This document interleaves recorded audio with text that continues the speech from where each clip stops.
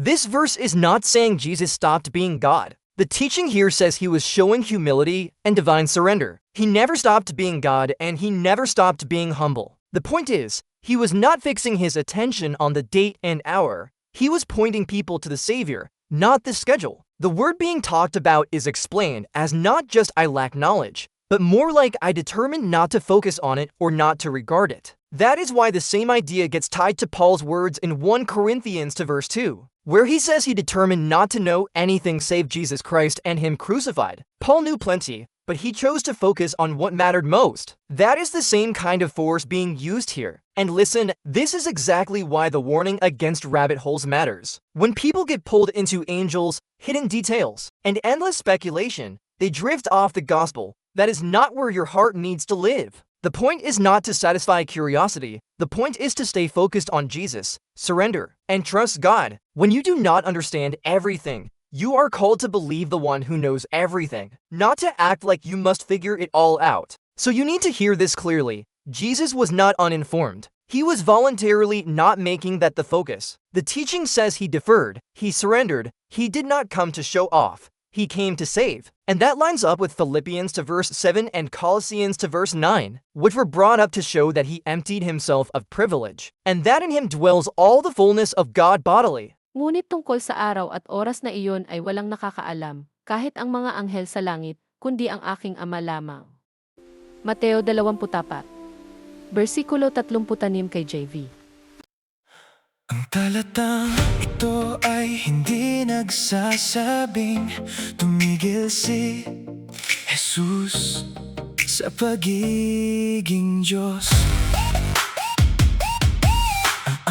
Ang turo dito ay nagsasabing ipinakita niya ang pagpapakumbaba at banal na pagsuko. Hindi siya kailanman tumigil sa pagiging Diyos at hindi siya kailanman tumigil sa pagiging mapagpakumbaba. Ang punto ay hindi siya nakatuon sa petsa at oras, kundi itinuturo niya ang mga tao sa tagapagligtas, hindi sa schedule.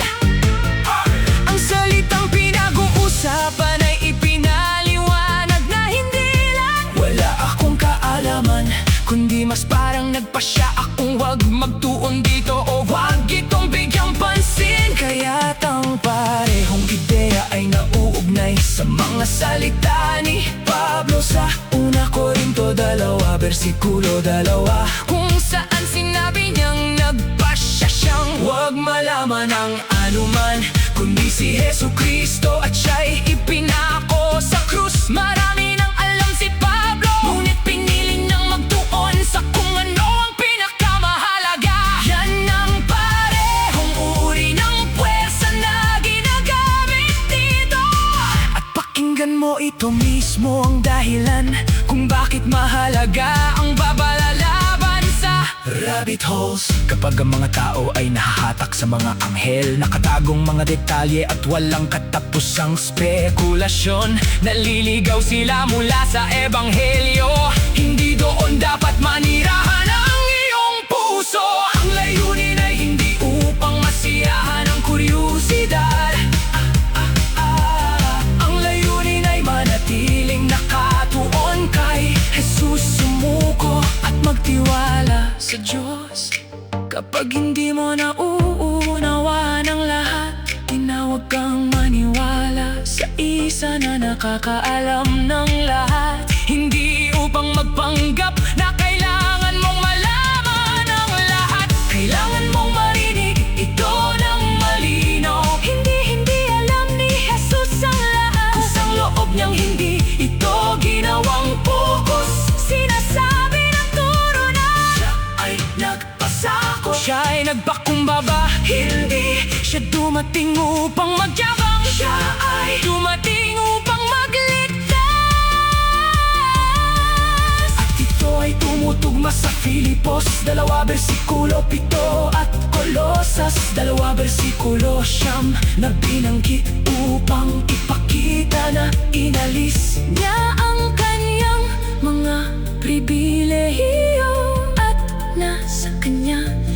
nananahan ang buong kapuspusan ng Diyos sa katawan.